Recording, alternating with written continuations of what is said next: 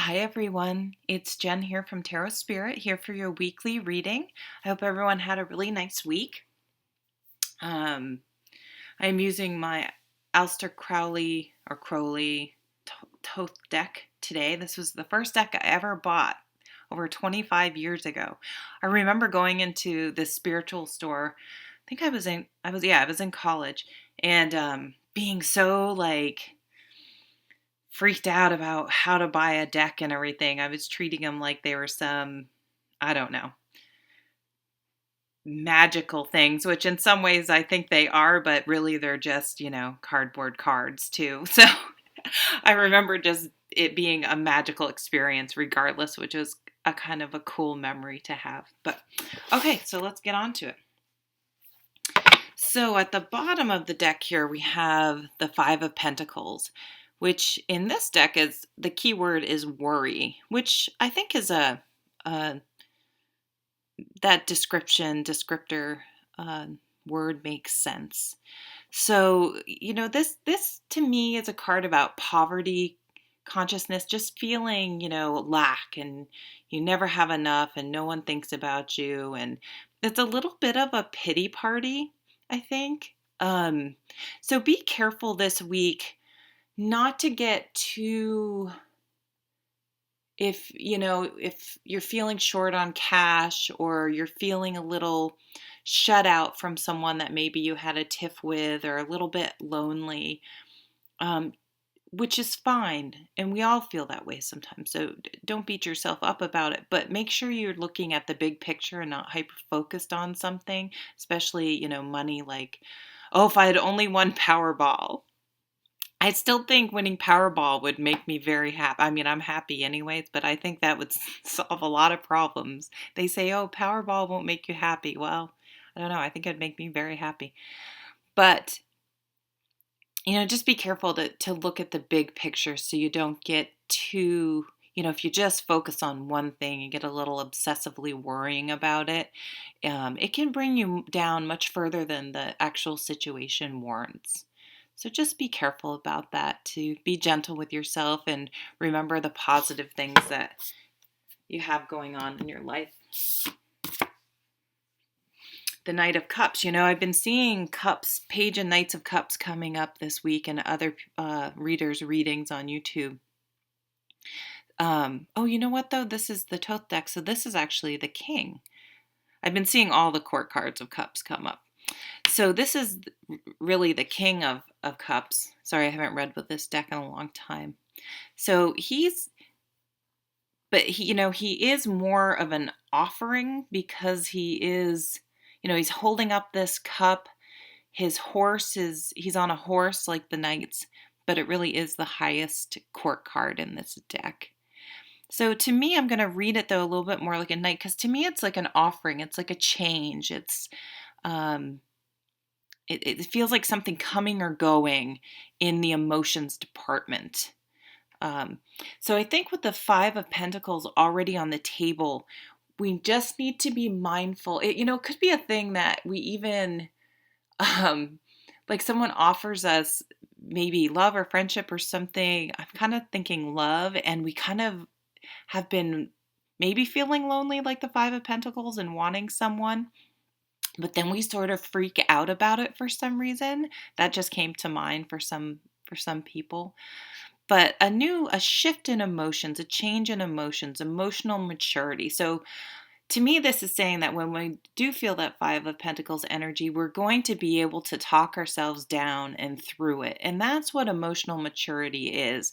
It isn't that we don't have any emotions, or we never get upset, or nothing ever sort of derails us. It's that we're able to recognize it and deal with it in a positive manner before it spirals out of control.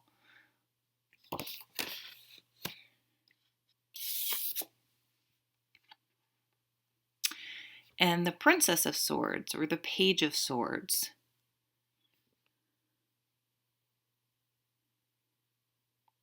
So in this deck, I kind of feel like the princess here is defending herself. with swords, which is with words, with clarity. So you may feel this week we may have to communicate something to get a point across, to clear something up. It does seem like there are some clouds in this card, so there may be some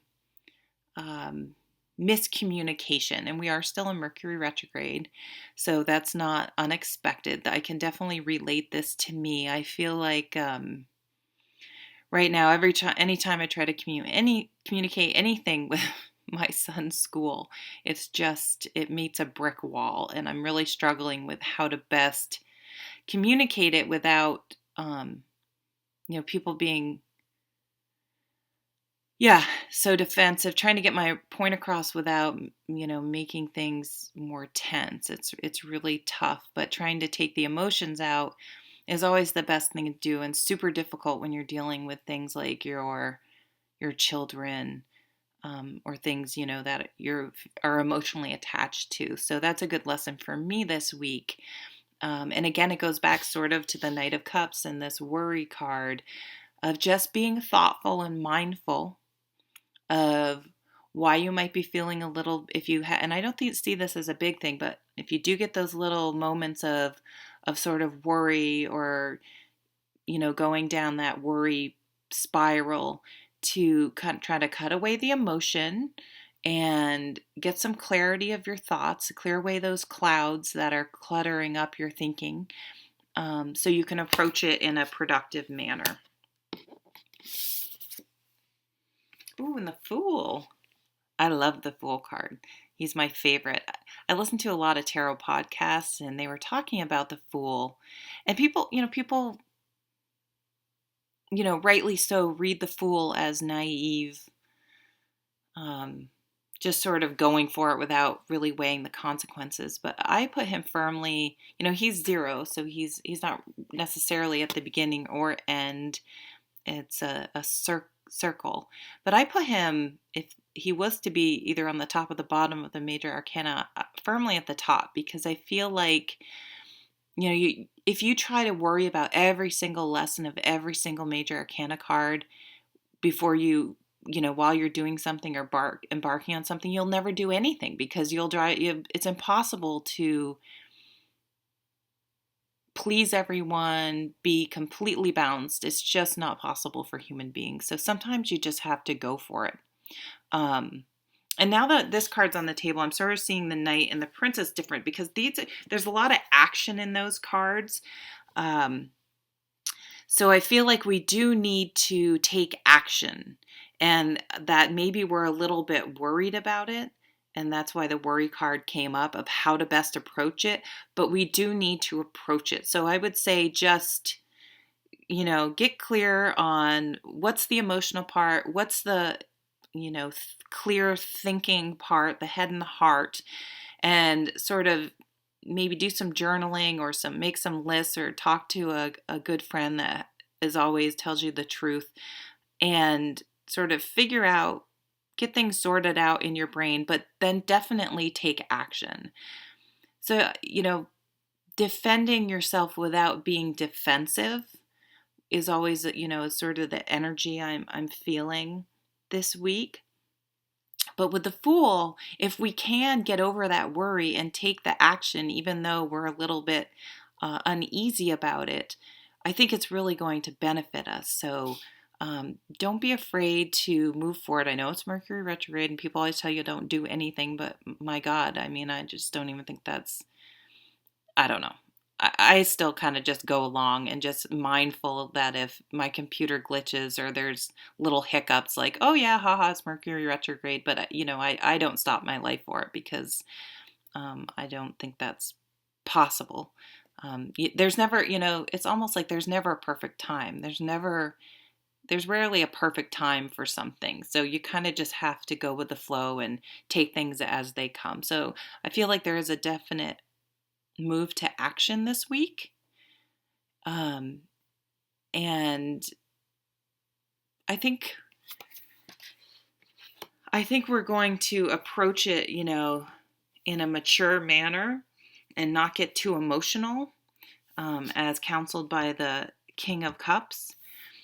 And we're going to think what we're going to say and get some clarity and clear away make sure those emotions are cleared away and move forward like the Fool. And I think the worry is going to stay at the bottom of the deck this week because of these very powerful, strong action cards. We're not going to just sit there and wallow in our worry. We're going to take action and improve our situation through decisive action. Thank you so much for watching, and I hope you have a really lovely week. Take care.